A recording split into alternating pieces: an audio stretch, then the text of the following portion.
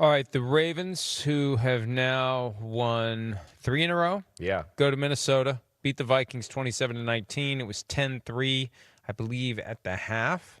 The Ravens outclassed the Vikings in the second half. The Vikings had too many turnovers. 2 of them were basically punts, but they were deep shots on third and short. And then there was the kick return fumble that was basically the dagger for the Vikings. Give me 5 words or less. Chip, chip, chip, chip, chip, chip, chip, chip. They just chipped away at that lead. There's 5 chips there, officially. But yeah, I mean, it wasn't a pretty game, but like they just kind of hung around. And then, get the field goal before the half like you talked about. They do that. They get an interception, right? Then third quarter, they get another field goal. And then, like you said, off of that field goal comes the fumbled kick return, and then, boom, they score a touchdown, and they have total control of the football game, right? So good, complete, tough road victory. I don't think Lamar Jackson's even 100% yet. I don't get the sense when I watch him run that he's really running full speed yet. I think he's being careful with it to a degree. But we saw the defense give the Vikings offense issues. They put the pressure on J.J. McCarthy yesterday. That to me was the big thing. They were like, we're not going to let the run game get going like it did last week. We're going to see if J.J. McCarthy and his right arm can continually throw the ball and move the ball down the field that way. And, of course, he went 20 for 42. And that's not numbers that are conducive to winning a football game against a team like the Baltimore Ravens. 20 for 42, 248 yards, a touchdown, and 2 interceptions. Justin Jefferson, 4 catches, 37 yards. Took a couple of shots on third and short. My 5 words are... Chip, chip, chip, chip, chip? No, I'm looking bigger picture here. Yeah. Vikings need a quarterback competition. I think they need to sign somebody in the offseason, not as you're going to be the starter and JJ's out. I think they need to make him earn it against someone. They need him to be in the day in and day out competition to push him toward his ceiling. And whatever his ceiling is, it is what it is. But right now, I am concerned the ceiling isn't where it needs to be, because we can't have 1 week it all clicks. And it's not like he's been like, I feel like he's never going to be gunslinger. He's never going to be Matthew Stafford. It's going to be, what can I do at the right time, make the right play in the right spot? Sometimes we win, sometimes we don't.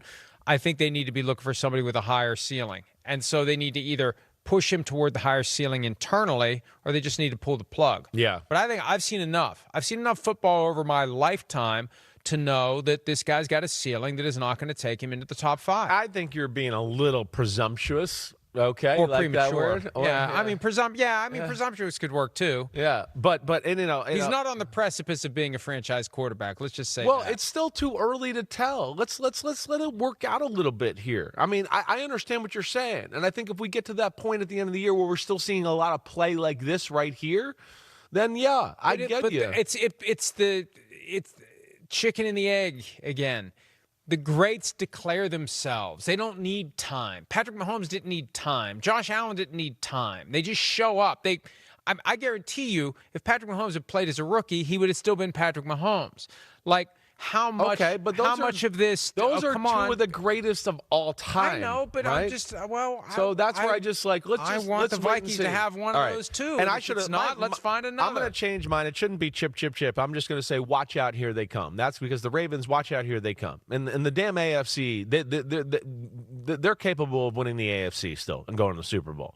So they're that kind of football team. But I think to your point, okay, with J.J. McCarthy and all that as well, like I understand what you're saying. They just need to find a way to get the most out of him. And what is it? Okay. And next year they need to be better protected. They need to have an alternative if it's not working, because I'm concerned that by next year. All right. You weren't concerned last Monday after he beat Detroit. I was still concerned. But you were feeling good. But I was feeling good, but I was still concerned. Here's my point. They got to help out a little bit too. Again, he can't be the leading rusher.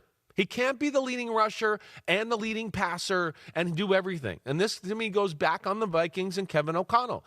Last week, they helped him out.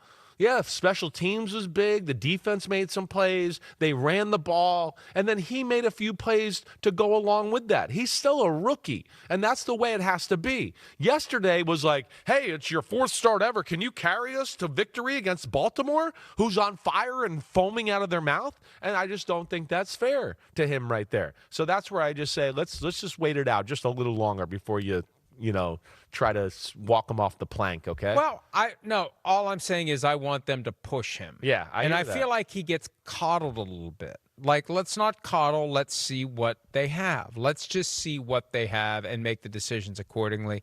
And, that's the thing. Most tough decisions, the answer becomes obvious by the time you reach a decision point, whatever that decision may be. Hi, it's Mike Florio. Thanks for watching PFT on YouTube. Hit subscribe for the latest news and analysis from Pro Football Talk.